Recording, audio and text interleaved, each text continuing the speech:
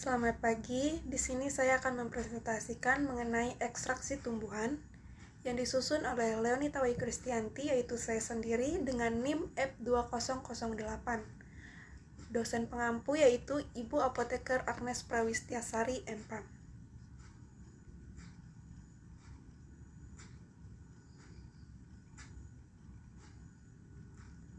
Pertama-tama yaitu pengertian ekstraksi tersebut. Ekstraksi merupakan proses pemisahan bahan dari campurannya dengan menggunakan pelarut yang sesuai.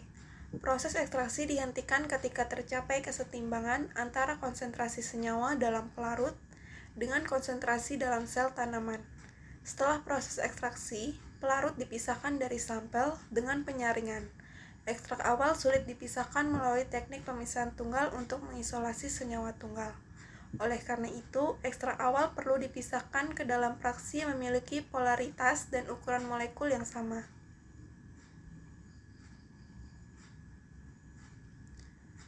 Target ekstraksi itu tersendiri, yaitu ada beberapa target.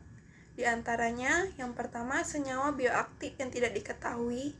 Yang kedua, senyawa yang diketahui ada pada suatu organisme.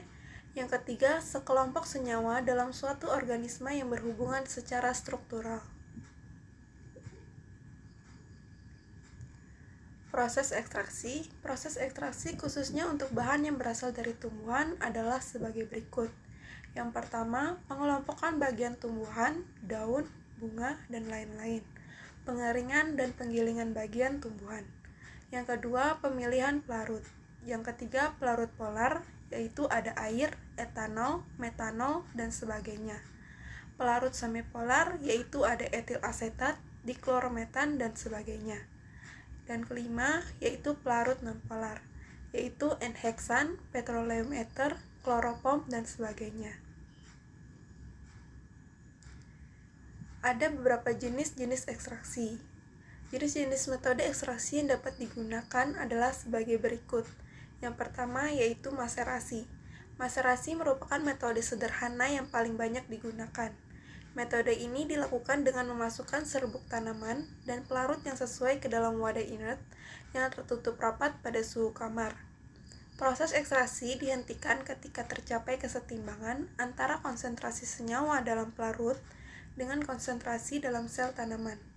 Setelah proses ekstraksi, pelarut dipisahkan dari sampel dengan penyaringan.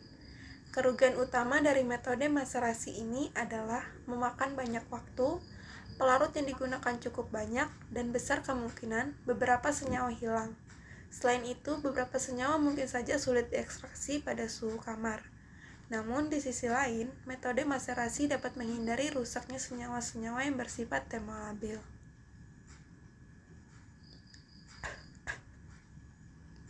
Lanjutannya, yang kedua ada ultrasound atau assisted solvent extraction, merupakan metode ekstraksi yang dimodifikasi dengan menggunakan bantuan ultrasound atau sinyal dengan frekuensi tinggi 20 kHz. Wadah yang berisi serbuk sampel ditempatkan dalam wadah ultrasonik dan ultrasound. Hal ini dilakukan untuk memberikan tekanan mekanik pada sel sehingga menghasilkan rongga pada sampel.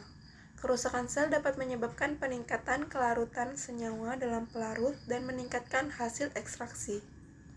Yang ketiga ada perkolasi. Pada metode perkolasi, serbuk sampel perlahan dalam sebuah perkolator atau wadah silinder yang dilengkapi dengan keran pada bagian bawahnya.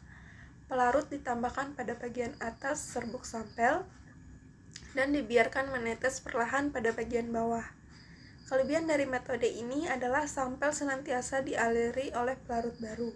Sedangkan kerugiannya adalah jika sampel dalam perkolator tidak homogen, maka pelarut akan sulit menjangkau seluruh area. Kemudian lanjutannya yaitu ada soklet. Metode ini dilakukan dengan menempatkan serbuk sampel dalam sarung selulosa atau dapat digunakan kertas saring dalam kelongsong yang ditempatkan di atas labu dan di bawah kondensor. Pelarut yang sesuai dimasukkan ke dalam labu dan suhu penangas diatur di bawah suhu repluk. Kemudian ada repluk dan destilasi uap. Pada metode repluk, sampel dimasukkan bersama pelarut ke dalam labu yang dihubungkan dengan kondensor. Larut dipanaskan hingga mencapai titik didih. Uap terkondensasi dan kembali ke dalam labu. Destilasi uap memiliki proses yang sama dan biasanya digunakan untuk mengekstraksi minyak esensial atau campuran berbagai senyawa menguap.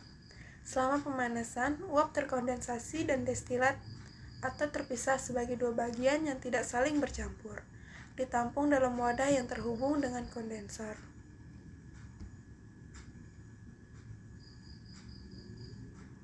Kemudian di sini ada pemisahan senyawa. Pemisahan senyawa yang pertama menggunakan kromatografi lapis tipis atau thin layer chromatography.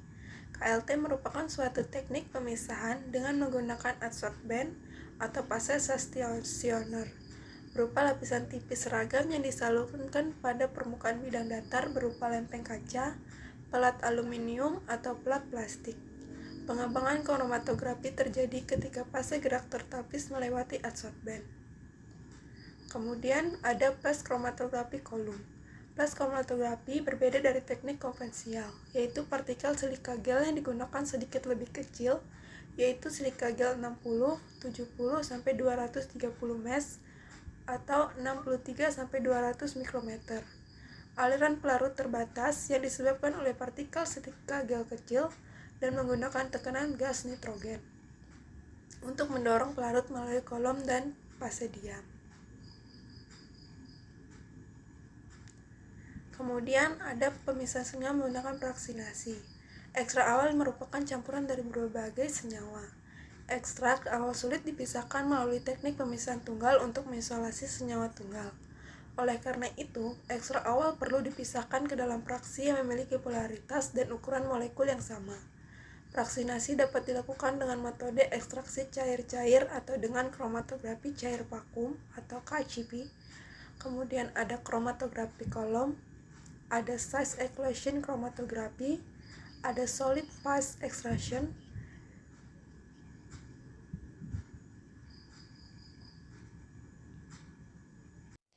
Materi tersebut saya ambil dari Jurnal Kesehatan mengenai ekstraksi pemisahan senyawa dan identifikasi senyawa aktif.